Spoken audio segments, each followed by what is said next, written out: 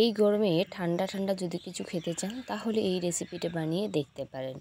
একটা মাত্র আম আর এক মুঠো গোবিন্দভোগ চাল দিয়ে ভীষণ মজার ঠান্ডা ঠান্ডা এই রেসিপিটা। দেখতে যতটা লোভনীয়, খেতে তো ভীষণ সুন্দর হয় আর বানানো একেবারেই কিন্তু চটজলদি হয়। আপনারা এই ভিডিওটা দেখে তৈরি করে কিন্তু খেতে পারেন শুধু পাকা আম আর এক মুঠো চাল দিয়ে। তো দেখুন শুধু রেসিপিটা, আর চটজলদি তৈরি করে এই গরমে ঠান্ডা ঠান্ডা সার্ভ করুন। ভীষণ মজার এই রেসিপিটা।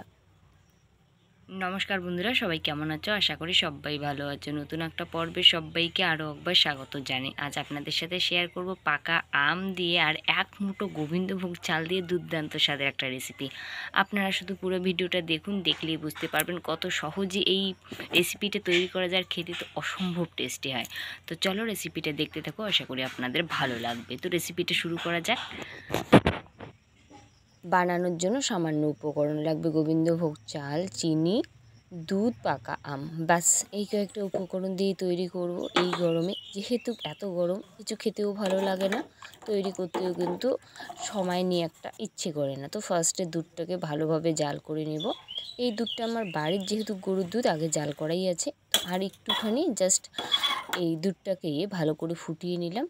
নেওয়ার পর এইখানটায় দিয়ে দেব গোবিন্দভোগ এক মুঠো চাল, সেটা পরিষ্কার করে ধুয়ে এইখানটায় দিয়ে দেব। আপনারা চাইলে কিন্তু এই চালটাকে একটুখানি মিক্সারে একবার ঘুরিয়ে নিতে পারেন, তাতে কিন্তু আরও সময়টা একটু কম লাগবে।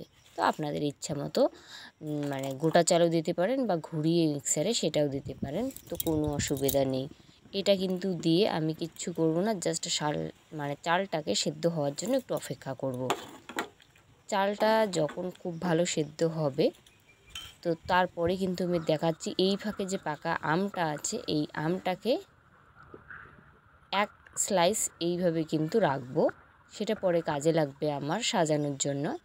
আর বাদবাকি যে আমটা আছে খোসা ছাড়িয়ে নেব। এই আমটা না দেখতে কিন্তু এই সবুজে আছে, কিন্তু ভিতরটা দেখুন খুব সুন্দর, আর খেতেও কিন্তু ভীষণ মিষ্টি ছিল।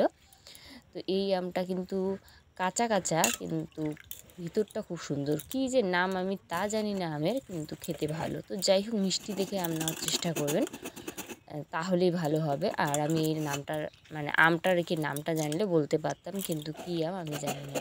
তো খুব ভালো করে ছাঁকনির মধ্যে এর পাল্পটা যে আছে সেটা বের করে নিলাম। আপনার চাইলে মিক্সারে একটু ঘুরিয়ে নিতে পারেন, তাতেও হবে। আর ছাঁকনি থাকলে তো কোনো কথাই নেই। তো ছাঁকনির মধ্যে রসটা খুব ভালো করে বের করে নিলাম। নেওয়ার পরে দেখুন এই ফাঁকে কিন্তু চালটাও ভালোভাবে সেদ্ধ করে নিলাম। চালটা যখন ঠিক এইভাবে সেদ্ধ হবে, দুধটা খুব সুন্দর ঘন হয়ে আসবে, তখনই দিতে লাগবে চিনি। আমরা যেভাবে পায়েস তৈরি করি সিম্পল, সেইভাবে পায়েস তৈরি করব। যেহেতু চাল সেদ্ধ না হলে যদি চিনি দেওয়া হয়, পরে কিন্তু চাল সেদ্ধ হয় না। তো সেই জন্য যখন চালটা খুব ভালো সেদ্ধ হবে, দিয়ে দেবো চিনি, দিয়ে আরও ভালো করে একটু নাড়িয়ে ঘন করে নেব। ঘন করে কিন্তু যখন ঠিক এরকম হবে ঘনটা, তখন গ্যাসটা বন্ধ করে দেব। টোটালি গ্যাস বন্ধ করার পরে কিন্তু দিয়ে দেবো আমের যে রস, সেটা দিয়ে দেবো।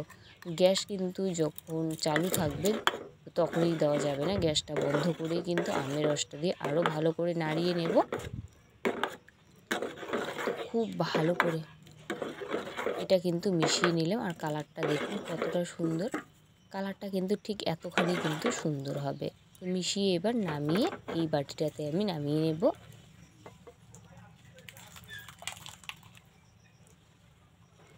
এই বাটিটাতে নামিয়ে নিয়ে এক টুকরা যে আম আছে সেটা কিন্তু খুব ভালো করে ছুরি দিয়ে ঠিক এইভাবে ফার্স্টে লম্বালম্বিভাবে কাটবো, তারপরে ঘুরিয়েও কিন্তু লম্বালম্বি ছোট ছোট টুকরা করে নেব, তাহলে দেখতেও ভালো লাগবে। দেখুন ঠিক এইভাবে আমটাকে টুকরা করে নিলাম।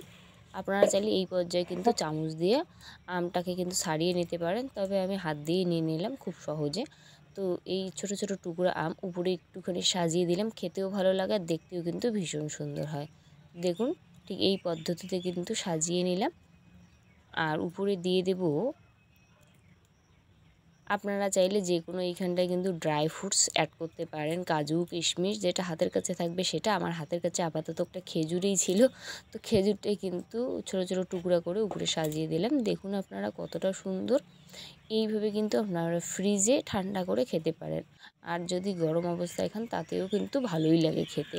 তো এরকম যদি ঠান্ডা ঠান্ডা হয় এই গরমে ভীষণ সুন্দর লাগে পাকা আম দিয়ে। আপনারা বানিয়ে দেখতে পারেন। আশা করি রেসিপিটা আপনাদের ভালো লাগবে। চটজলদি কিন্তু বানানো যায়। ভালো লাগলে অবশ্যই লাইক কমেন্ট শেয়ার করে দেবেন। আর যদি এই চ্যানেলে প্রথমবার আমার রান্নার ভিডিও দেখছেন প্লিজ চ্যানেলটাকে সাবস্ক্রাইব করে রাখবেন। পাশে থাকা বেল আইকনটি প্রেস করে রাখবেন যাতে আমার নিত্য নতুন সহজ রান্নাগুলো খুব সহজে আপনার মোবাইলে সর্বপ্রথম পৌঁছায়। তো টাটা, সবাই সুস্থ থাকবেন, ভালো থাকবেন। নেক্সট ভিডিও আবার দেখা হবে এরকমই কোনো দুর্দান্ত স্বাদের রেসিপির সাথে।